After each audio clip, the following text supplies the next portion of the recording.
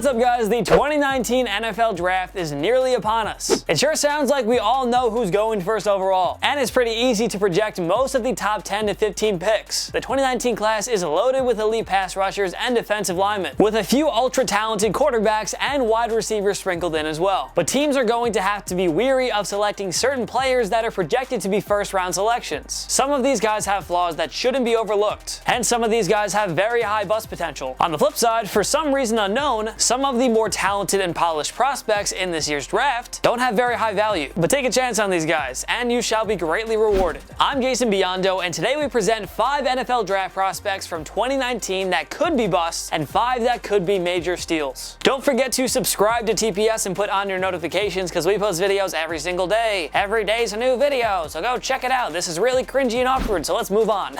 Join the notification squad, please. Number 5, bust, Dexter Lawrence. The Clemson defensive tackle has had a good chance of being a major impact run stopper in the NFL, but he also has had a chance being a waste of an early draft pick. Many believe the 6'4" defensive tackle would be selected in the mid to last round, but buyer beware. The unnamed AFC GM talked to Bleacher Report Matt Miller and said Lawrence is a Vita Vea and Danny Shelton, meaning he's a nose tackle that should not be taken that early. It's not just that, but there are also concerns about whether or not Lawrence can really produce at the NFL level. In a draft that's full of stud pass rushers, Lawrence certainly isn't that great at getting after the quarterback. Teams can find a player comparable to Lawrence in a later round. Like the AFC GM told Miller, why go with a nose tackle this early? He's a pure run stopper but isn't much of a pass rusher, so teams shouldn't spend a first rounder on him. But we're positive that somebody will have taken Lawrence by the early stages of round 2. But again, buyer beware. Number 5, steal, Elijah Holder. This is a pretty strong draft class for corners, with DeAndre Baker, Greedy Williams, and Brian Murphy all likely to go in the first round. But do not take your eyes off the Stanford product, Elijah Holder. This guy has the chance to be a big-time difference maker in the NFL. Holder isn't the fastest corner around, but he displays tremendous size and athleticism at 6'1", 191 pounds. Injuries unfortunately plagued Holder during his time in Stanford, which will cause his draft value to fall a bit. The earliest Holder gets is probably late in the 3rd round,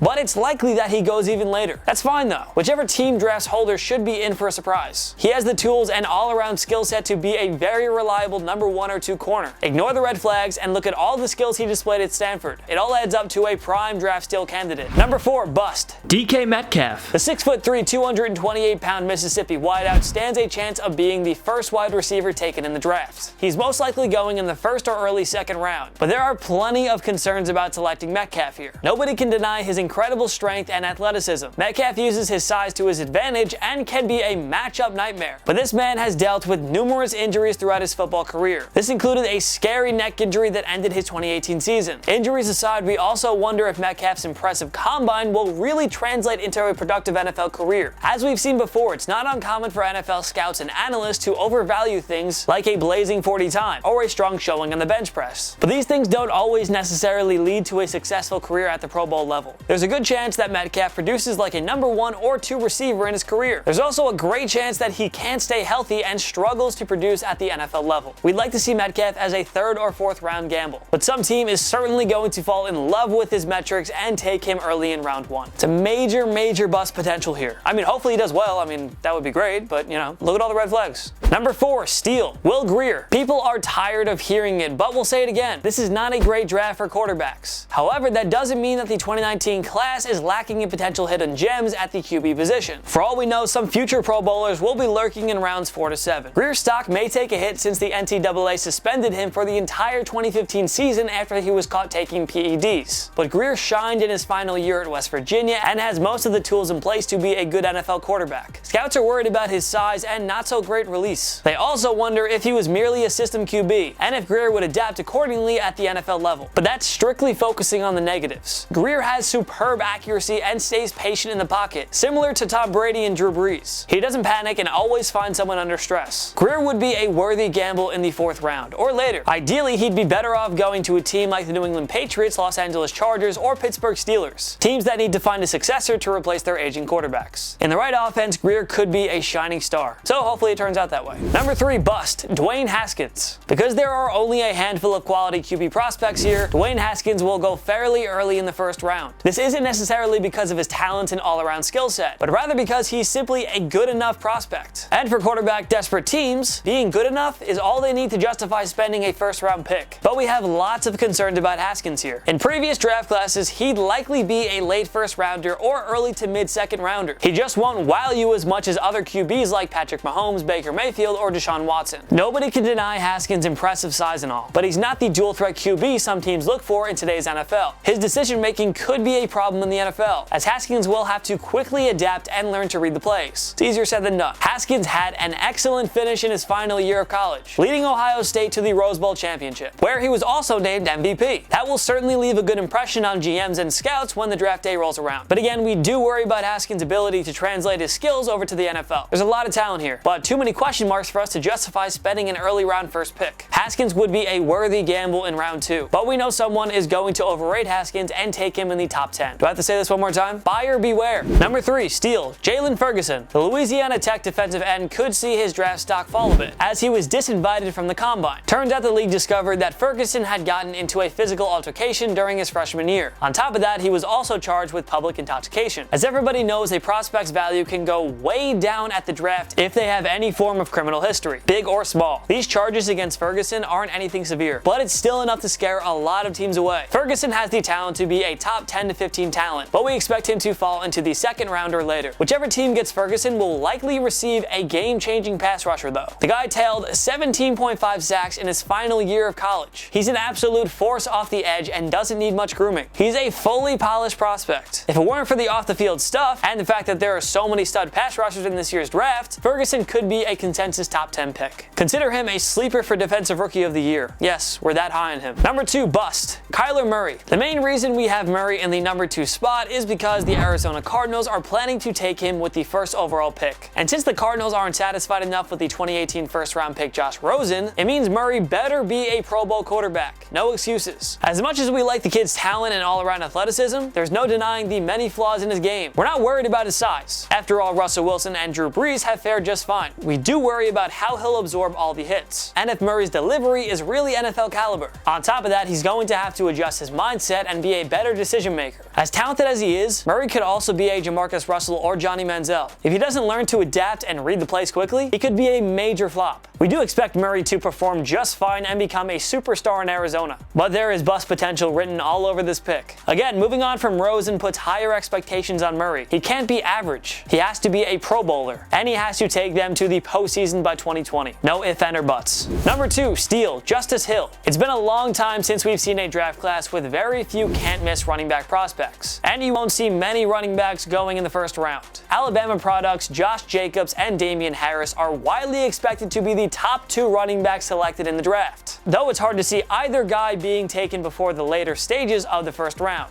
But while scouts are going gaga over Jacobs and Harris, don't overlook Oklahoma State running back Justice Hill, who figures to be a late second to mid 4th round pick. Take your guess where he goes, but we love his chances of being a true impact player. Hill was one of the top performers at the 2019 draft combine. He had a 40-yard dash time of 4.40 seconds. That was tops among all running backs. He also led all running backs in bench press reps and had the best vertical and broad jumps. Simply put, he's the best running back at the combine. As everybody knows, it's not hard to find a great running back these days. The Chiefs and Steelers quickly found replacements for Kareem Hunt and Le'Veon Bell respectively. So Hill, with tremendous speed and explosiveness, should step in and produce as a number 1 running back right away, provided that he has a decent O-line in front of him. He could make an immediate impact for whoever selects him. The Indianapolis Colts, Atlanta Falcons, and New Orleans Saints would be great fits for Hill, but no matter who takes him, they'll be more than happy with the investment. The kid is going to be a steal and a half. Number 1, bust, Rashod Gary. Plenty of scouts and NFL experts have Gary going in the top 10. Obviously, it's more likely than not that Gary does morph into a Pro Bowl caliber talent. It's just he's less automatic to pan out than the likes of Nick Bosa, Josh Allen, and Quinnen Williams here. Gary's run defense comes into question, and he lacks the quick movement and second step you'd like in a prospect when it comes to chasing down runners and quarterbacks. The second numbers weren't great either. The biggest fear being expressed regarding Gary as his lack of production at the college level. Sure, he has all the talent in the world, but why hasn't he been able to produce in Michigan? Are teams sure he's worthy of a top 10 pick? He's got excellent size, strength, and physicality to wreak havoc at the defensive line, but Gary's movement and quickness needs to be addressed once he turns pro. If that doesn't happen, we could be looking at the biggest bust of the 2019 class, plain and simple. Number 1, steal, Daniel Jones. What we said about Will Grier also applies to Duke prospect Daniel Jones. He'd be better off landing with a team that currently has a veteran signal caller. Jones can be mentored there for a few years and eventually take over the starting duties.